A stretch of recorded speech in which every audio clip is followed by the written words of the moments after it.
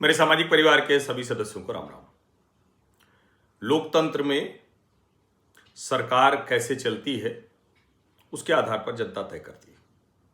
और देखिए, जनता न गलत तब थी जब स्वतंत्र भारत में जवाहरलाल नेहरू जी को चुन लिया था। जनता तब भी गलत नहीं थी जब इंदिरा गांधी को चुना और उखाड़ फेंका था, फिर से इंदिरा गांधी को चुन लिया था। जनता तब भी गलत नहीं थी जब मिली जुली सरकारों का दौर आया। जनता तब भी गलत नहीं थी जब 4 राज्यों की भारतीय जनता पार्टी की सरकार को बाबरी का कलंक मिटाने के बाद गिरा दिया गया था, फिर भी जनता ने नहीं चुना। और जनता तब भी गलत नहीं थी जब मनमोहन सिंह जी, जो अर्थशास्त्री थे और बड़े शानदार अर्थशास्त्री थे, मतलब मैं तो सामान्य विद्यार्थी हूँ अर्थशास्त्र का, लेकिन मनमोहन सिंह जी सचमुच बहुत बड़े अर्थशास्त्री थे।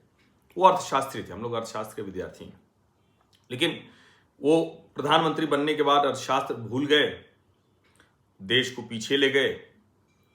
वो नेहरूवियन सोशलिस्ट पॉलिसी चलाई।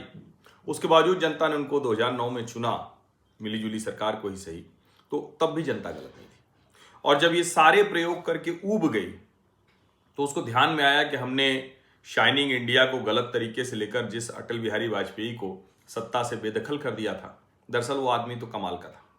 और इसीलिए 2014 में जब नरेंद्र मोदी को चुना तो उसके पीछे भी वो बुनियाद थी।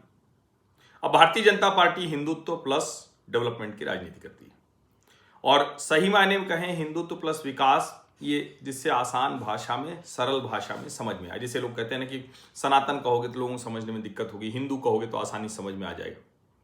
तो ये जो सनातन है, हिंदू है, ये एक ही है, इसमें कोई अलग अलग नहीं। बहुत से लोग इसको भी अलग अलग बताने की कोशिश करेंगे।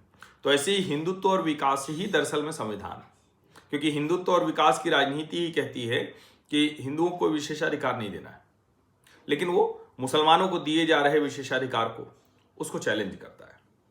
समान नागरिक संहिता है, दूसरी ऐसी चीजें।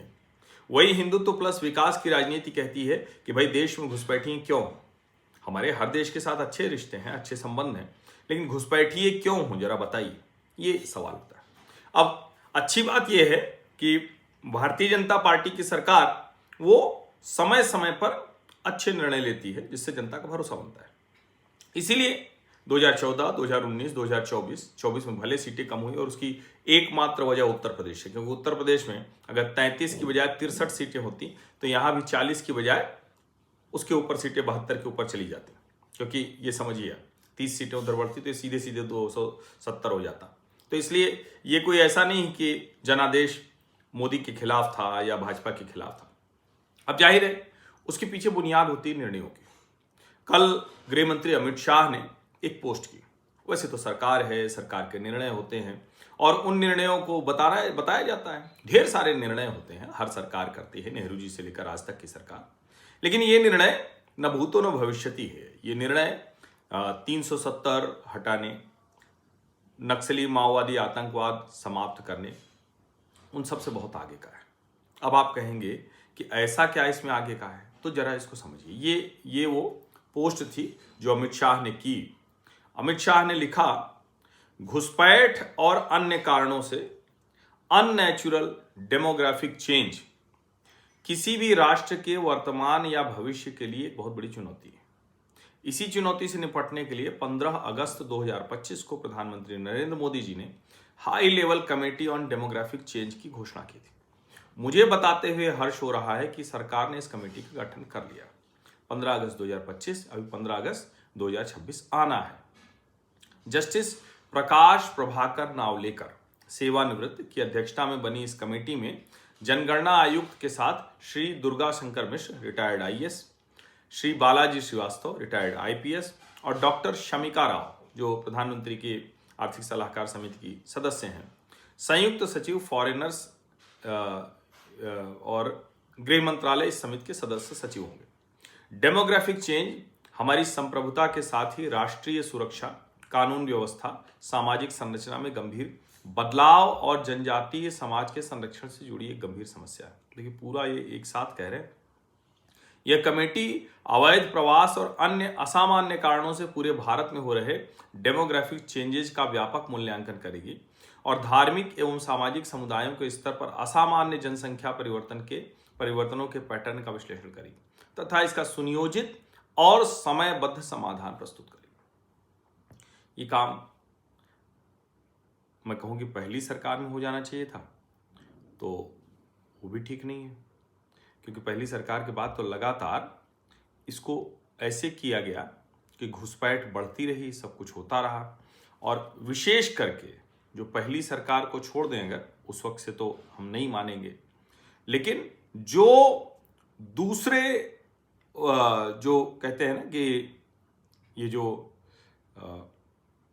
बांग्लादेश बनने के बाद पाकिस्तान से, तब से जो हुआ वो एकदम अलग है।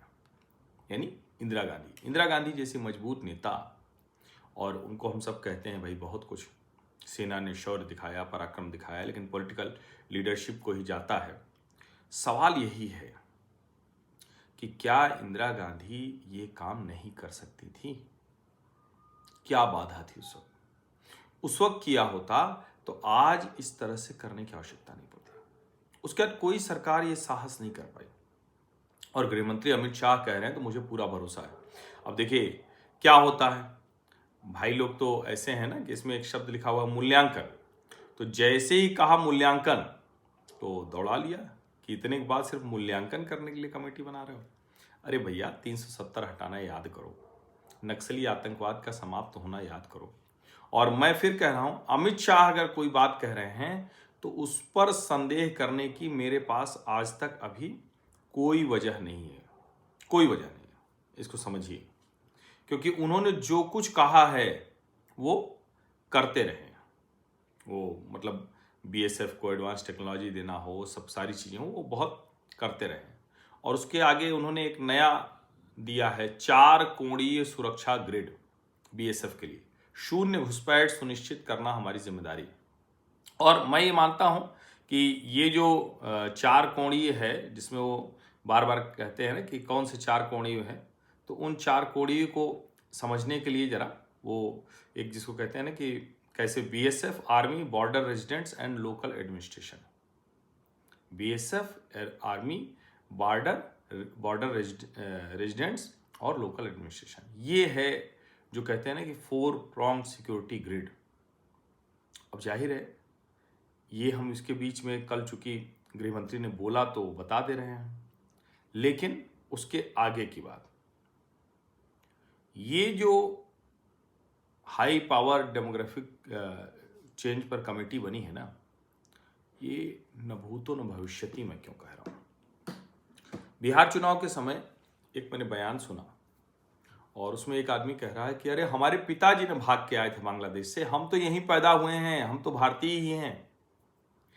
अब उसके अंदर भारत के लिए क्या भावना होगी, वो भारत को कैसे देखेगा, वो भारत की आंतरिक सुरक्षा के लिए खतरा होगा या नहीं होगा। मतलब खतरा ही होगा ये नहीं कहा जा सकता, लेकिन खतरा हो सकता है, इसकी आशंका बहुत है। तो संभावना से आशंका की तरफ जाने में बहुत समय नहीं लगेगा। समिति का एजेंडा बड़ा क्लियर है। सबसे मूल तो यही है कि भाई ये जो अवैध घुसपैठिए आते हैं, और मैं फिर कह रहा हूँ शरणार्थी नहीं, अगर हिंदुओं को अत्याचार की वजह से बांग्लादेश पाकिस्तान छोड़ना पड़ रहा है तो घुसपैठिए नहीं हैं। कहाँ जाएंगे वो? भारत ही आएंगे, गांधी जी ने कहा था, और यही होगा।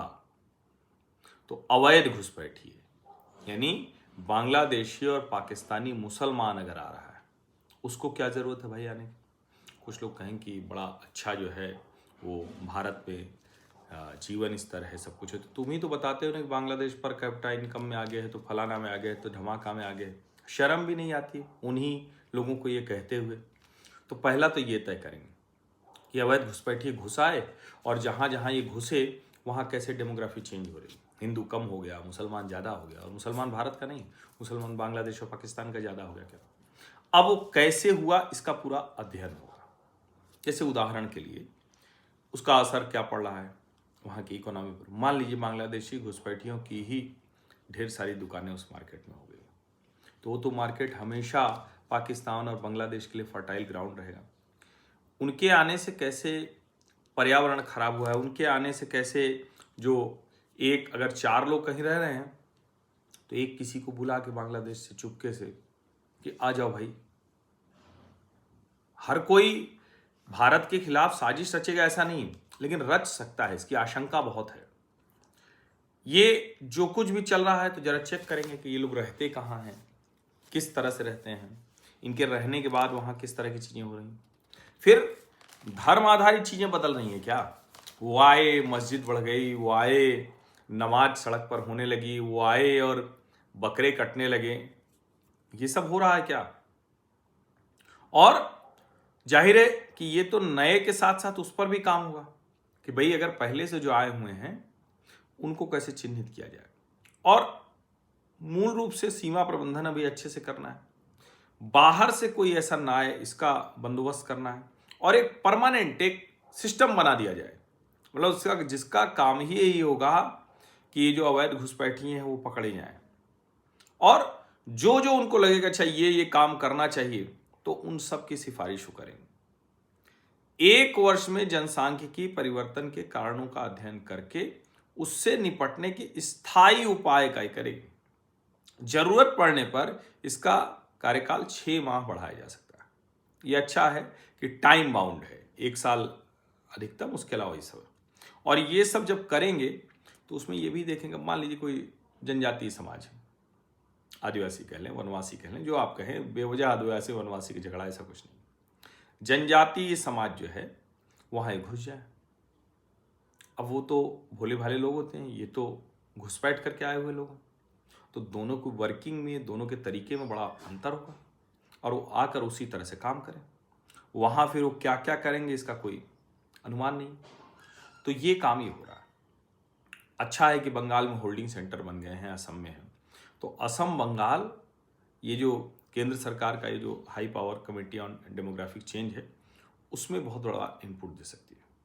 और जो गृहमंत्री ने कहा अमित शाह ने कि 0 घुसपैठ होनी चाहिए, अभी तो फ्लो रोक दो भाई। और 2004 में अगर केंद्रीय गृह राज्य मंत्री श्री प्रकाश जायसवाल ने सदन में 1 करोड़ 20 लाख बताया था, किरण रिजिजू अभी 2 करोड़ बताते हैं, संख्या 4-5 करोड़ बताई जाती है। तो अगर मान लीजिए कि हम उनमें से चिन्हित करने में कामयाब हो जाए, कई बार लोग यही कह देते हैं कि कैसे भेजोगे, तो न भेजें तो चिन्हित भी न करें। जब उनको इस हाल में कर देंगे कि यहाँ पर आपको 2म दर्जे का ही रहना पड़ेगा, नागरिक कभी होंगे नहीं 2म दर्जे के होंगे, तो सबसे पहले तो ऐसे सारे लोगों के सारे अधिकार छीन लिए जाएंगे। जिन जगहों से हैं, बांग्लादेश से आए हैं अधिकांशतः, कुछ हो सकता है पाकिस्तानी भी हो, तो एक तो उनको कहा जाए भैया तुम वापस जाओ, नहीं जाओगे तो फोर्सफुली भेजा जाएगा अंतर्राष्ट्रीय नियमों, नहीं है तो उनको ऐसे ही रखा जाएगा जिससे उनको लगे कि वो बांग्लादेश में। फिर से मैं दोहरा दे रहा हूँ, उनको उन्हीं स्थितियों में रखा जाए। और इसमें कोई ये मानवीयता का मसला नहीं, हमारे यहाँ संसाधनों पर जोर पड़ रहा है। हम बांग्लादेश को हर हाल में वैक्सीन भी देते हैं, गेहूं भी देते हैं, चावल भी देते हैं, बिजली भी देते हैं, तेल भी देते हैं, सब देंगे, लेकिन उनके लोग आके एकदम से हमारे संसाधनों पर असर डाले, ये तो नहीं होने देंगे। इसको बहुत अच्छे समझ लीजिए, ये किसी हालत में नहीं होने देंगे। और इसीलिए मैं कह रहा हूँ कि गृहमंत्री अमित शाह ये जो काम करने जा रहे हैं ये न भूतो न भविष्यति है। और शुभेंदु ने तो साफ साफ कहा है कि इनको जमाई की तरह बैठा के खिलाएंगे थोड़ी नहीं, इनको तो आउट करना ही पड़ेगा।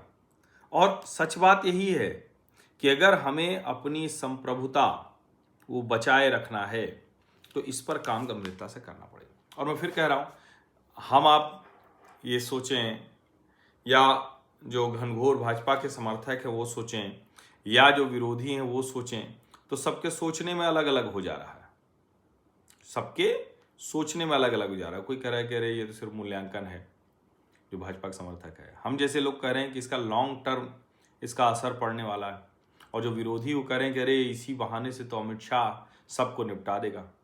तो अब आपको तय करना है कि हमारे जैसे लोगों का, भाजपा के घनघोर समर्थक लेकिन बड़ी जल्दी जो निराश भी हो जाते हैं उनका, या फिर जो घनघोर विरोधी हैं उनका, किसका आप जो दृष्टिकोण है वो मानना चाहते हैं और सुनना चाहते हैं, ये आप सोचिए। लेकिन मुझे बड़ा स्पष्ट दिख रहा है कि गृह मंत्री अमित शाह की तैयारी बहुत जबरदस्त है। आने वाले समय में उसका परिणाम दिखेगा और अमित शाह बहुत लार्जर एजेंडे पर काम कर रहे हैं। बहुत लार्जर एजेंडे पर। इसलिए मुझे नहीं लगता है कि इसमें कोई कन्फ्यूजन होना चाहिए।